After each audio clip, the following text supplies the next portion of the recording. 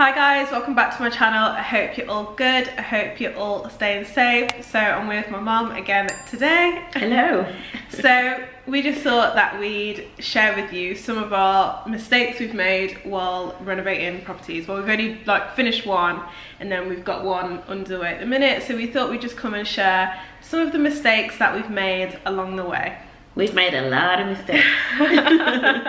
Yeah, we actually have. Like with the first one, we were like laughing about it before, like some of the things we did. Yeah, and there was that essay that we were doing as well that we had some research. Oh yeah, I stuff forgot on. about that. Yeah. A lot of mistakes. We didn't even finish that one. So, yeah, I just erased that one from my memory, clearly. So yeah, we just thought we'd share with you some of the things we've learned, and then hopefully you guys won't make the same mistakes. And also, if you've ever done a renovation before and you've made any mistakes, then comment down below so that we can all help each other out. So, do you want to start? Yeah, and it's a good way to learn, isn't it? Kind of focusing on the mistakes, because I know that a lot of people often say, oh, you know, kind of people always kind of paint the good bits and never talk about the bad bits. So I think it is important because we learn from our mistakes, don't we, Leah? Yeah, here's the bad. So the first mistake that we wanted to share with you was in terms of buying the materials. So often that's something that I've done. I've kind of sourced the materials. So I speak to the builder. Some of the materials he gets, and then some of them he'll ask me to get. But something that I've done many times actually is getting the wrong spec of materials. It can happen quite easily because some of the stuff's quite technical and you're sometimes not sure exactly what it is that's being asked for. So the one thing that springs to mind for me is in our first HMO renovation, we've got 5 showers in that property and we've got a combi boiler. And so 2 of the showers run off the mains and 3 of the showers are electric showers. And the builder had told me the specific shower that he wanted. Me being a bit of a clever clog, I sort of went online and I was like, oh, I can get this shower that actually has like more voltage, so more wattage. And it's actually cheaper and it looks like it's got better reviews and all this sort of thing. Ordered the showers. When they came, the builder and the electrician both told me that actually because they'd carefully worked out what wattage we could get in from 3 showers, bearing in mind it's one house, it's 3 electric showers, the showers that I'd then gone and bought would potentially have blown the circuits. So that was the mistake. It's been really careful with the spec of materials if you're having to source materials. Yeah. And so I guess the lesson there is like if you've got a good builder that you can trust and like you know that he's gonna obviously know more than you. Yeah. Just make sure you do what they say. Yeah, and some of the materials, to be honest, I wouldn't even bother with. So I remember there was a Facebook post where there was somebody on there debating like buying stuff like wiring and stuff like that for the actual, you know, for the actual wiring runs. And I wouldn't buy anything like that. So I tend to only get involved in materials that are going to be on show because I know that I want to have a say in that. But if it's anything that's going to be behind the scenes and it's building materials, to me I kind of think there's not really that much that you're adding to get involved in it. Mm-hmm. You know, I mean, I've gotten involved more so in this second one just from a time perspective. But yeah, I think, you know, only getting involved in the sourcing if you have to, because there is that risk of making mistakes. Yeah. Cool. So the second mistake that we made was actually on our first renovation project. So I've actually told this story before in a previous video, which I'll make sure I link in the description bar below. But basically what we'd ended up doing was using someone else's budget for our first renovation project. So it'd fallen through for someone else who was a builder, and he had estimated that it was going to be about 25 grand's worth of work, and he told the estate agent the same thing. So then I think the estate agent was kind of like showing us around and he was like, oh yeah, it's about 25 grand's worth of work. So we're thinking, okay, it'll be the same for us. But we kind of missed the point that the guy who wanted to buy it was obviously a builder as well. So obviously he was going to do a lot of the work himself. So then we kind of had like a lot of, I guess, labour costs missing. Yeah. And not only that, he was going to do it for a standard family home, whereas we wanted to do it for a 5-bed HMO. So the different regulations that we needed to put in for a HMO, those weren't things that he had to put in. So like things like smoke detectors and like that whole system, emergency lighting, things like that. I mean, like the number of bathrooms. Yeah, like the number of bathrooms, the number of beds, bedside tables, like, you know, like all these little things add up. So yeah, that was a big mistake. I mean, that was a big rookie mistake. Yeah. I think when we went round as well on the viewing, I think for one, we thought that the budget was going to be robust because it was a builder, but we didn't click that actually because it's a builder it's going to be cheaper for him. Yeah. And also the whole HMO thing, that didn't click at all. So that was a big mistake, definitely.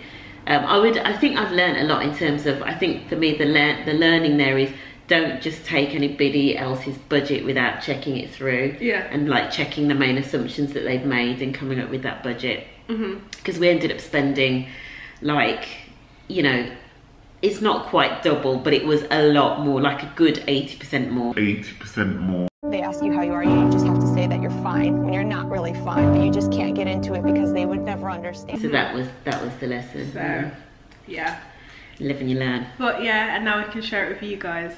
So next tip. So the next mistake that we made, now this ended up probably being the most stressful and quite costly mistake as well. But we got somebody in to do some work with the gas meters and the boiler, and do you know what, even just saying that, right, you can just tell that it could really go horribly wrong. But I think, you know, ignoring what it was that we were getting done, I think the biggest mistake was not using a gas safe registered engineer for anything to do with you know, the meters, you know, moving boilers or anything like that, because, and we've learnt this before, and I don't know, some mistakes, some learnings take a longer to kind of settle in, because when we were running our essays, we learnt that there was a difference between a regular plumber, somebody that fits kitchens and bathrooms, somebody that does tiling, and then a gas registered engineer. You know, we knew that there was a difference. And when it came to this job, we kind of went with somebody that we thought was gas registered, but actually they weren't. And the standard of the work was really not good. And it literally came to the day before, when we were kind of still getting things done. So for me, that, you know, it's just a no-no now, basically, in terms of, you know, if you're needing to get, for us anyway, if we need to get a new boiler, or we're needing any major works done with anything to do with the meter. I mean, there's a whole nother world of regulations around the meters anyway. But anything to do with new boilers or new systems or new heating or anything, which if you're doing a HMO or a major renovation you're going to be doing, I would just say always get a gas safe registered engineer. Just because somebody is a plumber doesn't mean that they are gas safe and certified. Yeah, like they just can't do the same things. Like the guy that we got to come and save us, he's honestly like the best thing ever. He is. And we found him when we were running the essays. Yeah. And I mean, he literally, I think I contacted him, I can't remember if it was the day before or the same day actually, that we needed the work sorting out. And you know, he came a good like 20 odd miles to get it sorted. But honestly, if we hadn't had him, it would have been an absolute disaster. Yeah. He saved us. Yeah, he did, Matt. Thank you, Matt. We owe you so much. So we also made a few mistakes with the schedule. So the windows, we ended up ordering the windows too late, like later than we should have. And basically what had happened is we'd had the windows fitted after everything had been plastered. Now, I don't think the guys who fitted the windows were necessarily the neatest, but they did end up making some like holes in the wall and like mistakes in the wall. They just made it like really bad, and then we ended up having to get like the walls replastered. But obviously what we should have done anyway is had the windows like fitted before we had it plastered. So yeah, because of that we just had to end up having things redone, which is annoying. Yeah, I think that for me has been a big learn. I think we've then taken, I think we've learned from that one, fingers crossed, and taken it into the next one, because there's definitely something, I think the two things to learn there, obviously there's the order of what you do things in and really talking it through with the builder, but the lead times. Like some things just do take a long time. So I think windows and doors, I think the minimum you're probably looking at about 3 to 4 weeks, depending on how many you're having. But if it's a standard house, I think you have to allow about 3 to 4 weeks just for things like measurements. And then if the window company wants to come out and check the measurements and check all the drawings and all of the decisions, and then to then have them made and delivered to you on site and then fitted, you've got to allow about 3 to 4 weeks. So we hadn't factored that in as a lead time. And then, you know, as Leah was saying, in terms of the ordering, so for me that was the two things really, the ordering that you do things, but then how long some things actually take to be delivered to site. Yeah. So the next mistake that we're going to talk about, this error, the issue from this mistake is actually still going on now, it hasn't yet been fully resolved. Basically what happened is when we were having some of the groundworks done in the garden, we needed like sort of complete new fencing put down in the garden, and it was apparent that the fence was being dug fairly near to a manhole, and obviously if there's a manhole there probably is like pipes and things like that, but for some reason the guys that were fitting the fencing hadn't really checked exactly where the pipe work was running, hadn't, you know, kind of raised it as an issue with anyone. So we actually ended up digging through into the sewage pipes. And it didn't actually cause a problem for our property, but it did cause a problem a few streets down, and they were actually getting flooding in the rears of their garden. So Severn Trent were trying to get hold of me for several weeks.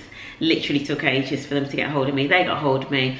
They had to come out, the fencing company had to come out. We had to like dig up various sections of the fence and all sorts of repairs and things. So definitely for me, the learning was, you know, if anybody's doing any work, anywhere near any pipe work, you know, whether that be, you know, kind of like sewage, you know, electricity, cables, whatever, anything like that where services are coming into the property, and you spot it, or, you know, the project manager or whoever you've got on a site spots it, they need to be flagging it to you as soon as possible, because if you damage those, you know, those services coming in, you will be liable to repair those, and it could be incredibly costly.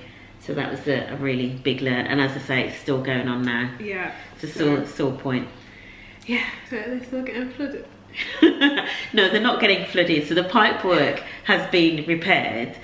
The pipe work's been repaired, but there was still like various sections that needed putting through. So everything was still flowing, because actually, in terms of what it was, there's a big sewage map that the water companies have.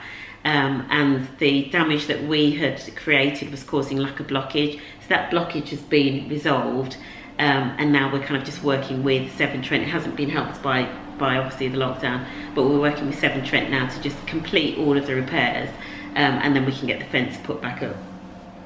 So another mistake that we made was getting our painter and decorator in too early, because we were in a rush. I think that the work kind of like dragged on a little bit.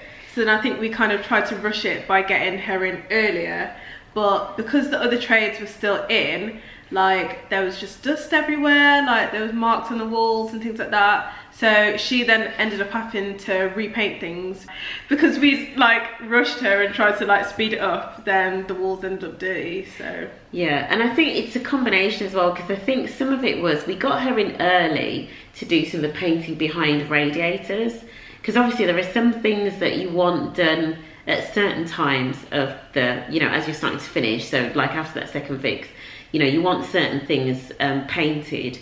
But then what we should have done really was then, you know, kind of sent her away. So kind of like had her in to maybe do like the first bits, sent her away and then get her back. But actually I think when we'd sort of scheduled her to come in, we just scheduled her to come in from that point and then onwards. And so literally she was just constantly repainting, which was so costly and inefficient. Yeah, because you're just getting like random marks here and there, bits of dust. And, so. Well, as she said, actually, every time the electrician had to go up into the loft, and obviously that's one of the last things to be finished because of all the testing and everything. So every time he went up into the loft, there was new, like more dust and everything being brought down from the loft. So yeah, that was a biggie, really. Yeah, but at least we know for now, like painting and decorating is just the last thing. Like, we can't have her in there with other people. Yeah, so. Definitely. Yeah.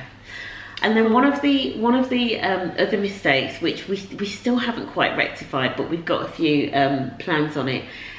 This is about how you get light into rooms.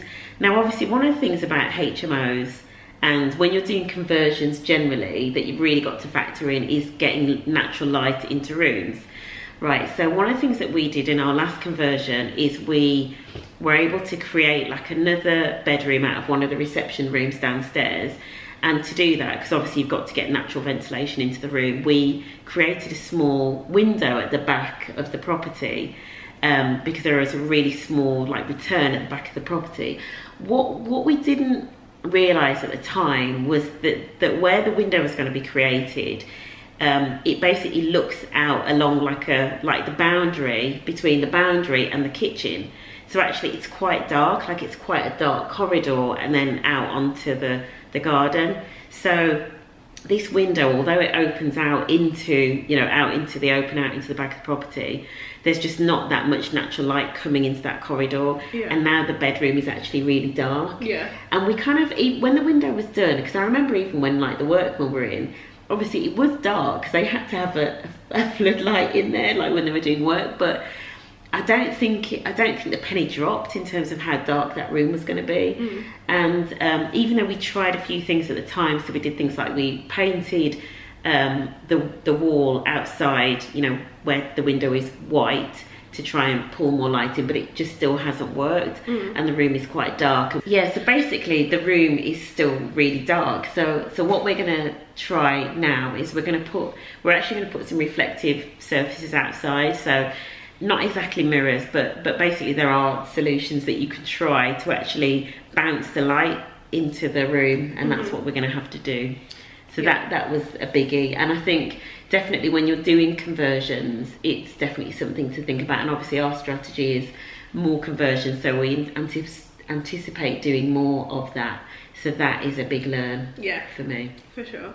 And the final mistake we made, well, I say the final mistake, but obviously we are going to make more mistakes along the way. And I think we're going to make this mistake several times because we're quite impatient. Yeah, probably. So the mistake was that we were rushing to get the tenants in.